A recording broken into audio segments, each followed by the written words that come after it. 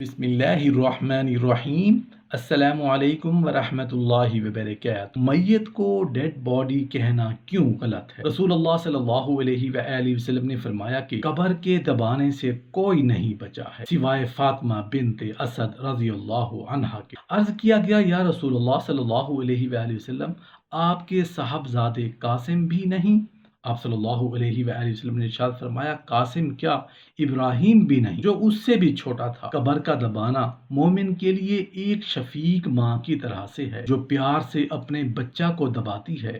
جیسے کوئی بچہ اپنی ماں سے سر درد کی شکایت کرتا ہے تو ماں اس کا سر دباتی ہے اور پیار سے اسے سہلاتی ہے۔ لیکن بربادی ہے ان کے لیے جو اللہ تعالیٰ کی ذات میں شک کرتے ہیں، اور وہ تو ایسے دبائے جائیں گے جیسے انڈے کو پتھر کے نیچے دبایا جاتا ہے۔ جب حضرت علی المرتضی رضی اللہ عنہ کی والدہ حضرت فاطمہ بنت اسد رضی اللہ عنہا نے وصال فرمایا تو رسول اللہ صلی اللہ علیہ وآلہ وسلم نے اپنی پیرہن مبارک کا کفن عطا فرمایا اور پھر ان کی قبر میں جا کر تھوڑی دیر لیٹے رہے۔ پھر قبر کے دونوں کناروں پر اپنے ہاتھ مبارک رکھ کر باہر تشریف لائے۔ حضرت سیدنا ابو بکر رضی اللہ عنہ نے عرض کیا، حضور آپ نے فاطمہ بنت اسد رضی اللہ عنہا کے ساتھ ایسا سلوک فرمایا جو دیکھنے سننے میں نہیں آیا۔ آپ نے فرمایا، انہوں نے میری پرورش کی، میرے کہنے پر ایمان لائیں اور ان کے بہت سے اونٹ میں نے فروخت کر کے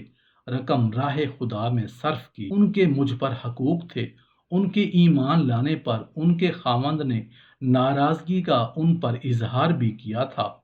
میں نے اپنا پیراہن عطا کر کے قبر میں ہر قسم کے سکون اور اطمینان کا سامان پیدا کر دیا۔ میں نے قبر میں لیٹ کر زغطۂ قبر سے محفوظ کیا۔ جب میں قبر میں اترا تو زمین چاہتی تھی کہ مل جائے۔ میں نے دونوں ہاتھ کنارے پر رکھ اور اللہ تعالیٰ سے ان کی مغفرت کی دعا کی تو اللہ تعالیٰ نے انہیں بخش دیا۔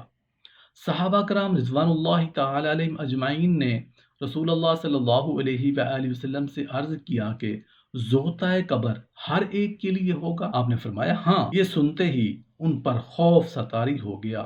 اسی اثناء میں حضرت جبرائیل علیہ السلام آئے اور کہا، جو ایماندار کسی بھی رات 4 رکعت نفل اس طرح ادا کرے گا وہ زغطۂ قبر سے محفوظ رہے گا۔ پہلی رکعت میں بعد از فاتحہ 80 مرتبہ سورہ اخلاص، دوسری رکعت میں 60 بار، تیسری رکعت میں 40 بار اور چوتھی رکعت میں 20 بار پڑھے گا، وہ عذاب قبر سے محفوظ رہے گا اور اس کے لیے رحمت کے دروازے کھل جائیں گے۔ موت نام ہے اللہ کے اس حکم کا جو اس نے اجازت حیات، اس کے ختم ہونے کا نام موت ہے اور اللہ کے بندے سے ملاقات۔ موت نام ہے محبوب سے محبوب کے فاصلوں کے مٹ جانے کا۔ موت نام ہے انعام پانے کی بنیاد کا۔ موت نام ہے قیامت کے دن میں پہنچنے پر انعام پانے کی ابتدائیات کا۔ ایک بات ہمیشہ یاد رکھیں کہ موت کے ذریعے سے بندہ ختم نہیں ہوتا۔ آج کل مسلمانوں کی اصطلاحیں بدل گئی۔ مسلمانوں کی میت کو ہم کہتے ہیں ڈیڈ باڈی۔ ہم کہتے ہیں کہ فلاں انسان ایکسپائر ہو گیا ہے۔ ڈیڈ کا مطلب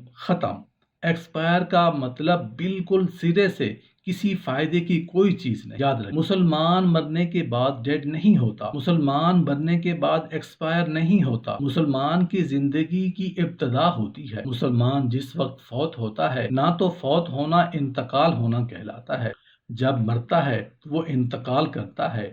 ہم نے کئی جگہوں سے انتقال کیا ہے۔ انتقال سے مراد منتقل ہونا۔ شروع میں ہم سب جو آج دنیا میں موجود ہیں سب کے سب عالم ارواح کے اندر تھے۔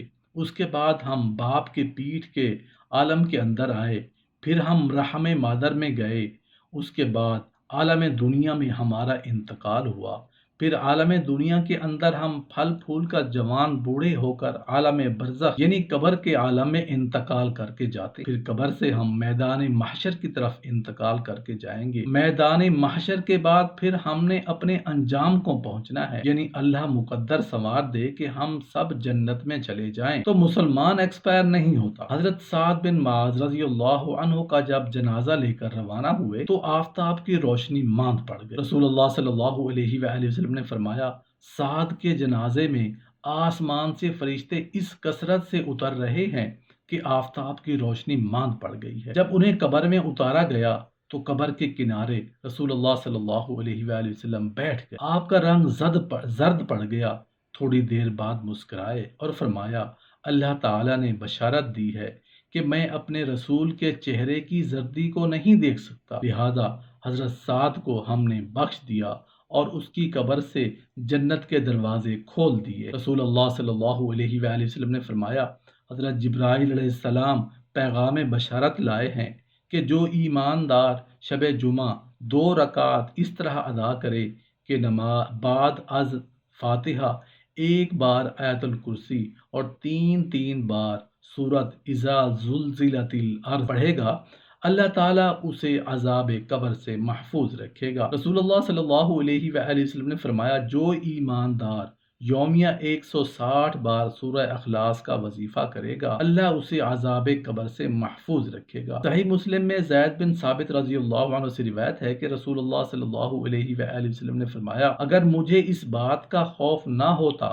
کہ تم مردوں کو دفن کرنا بند کر دو گے تو میں اللہ تعالیٰ سے یہ دعا کرتا کہ وہ تم کو عذاب قبر سنا دے جو میں سنتا ہوں۔ پھر آپ نے ہماری طرف متوجہ ہو کر فرمایا، جہنم کے عذاب سے اللہ کی پناہ طلب کرو۔ صحابہ کرام نے کہا، ہم جہنم کے عذاب سے اللہ کی پناہ طلب کرتے ہیں۔ پھر آپ صلی اللہ علیہ وآلہ وسلم نے فرمایا، تم عذاب قبر سے اللہ کی پناہ طلب کرو۔ سب نے کہا، ہم عذاب قبر سے اللہ کی پناہ طلب کرتے ہیں۔ آپ صلی اللہ علیہ وآلہ وسلم نے فرمایا، تم ظاہری اور باطنی فتنہ سے اللہ کی پناہ طلب کرو۔ سب نے کہا، ہم ظاہری اور باطنی فتنہ سے اللہ کی پناہ طلب کرتے ہیں۔ آپ صلی اللہ علیہ وآلہ وسلم نے فرمایا، تم ظاہری اور باطنی فتنہ سے اللہ کی پناہ طلب کرو۔ سب نے کہا، ہم ظاہری اور باطنی فتنوں سے اللہ کی پناہ طلب کرتے ہیں۔ آپ صلی اللہ علیہ وآلہ وسلم نے فرمایا، تم دجال کے فتنہ سے اللہ کی پناہ طلب کرو۔ صحابہ نے کہا، ہم دجال کے فتنہ سے اللہ کی پناہ طلب کرتے ہیں۔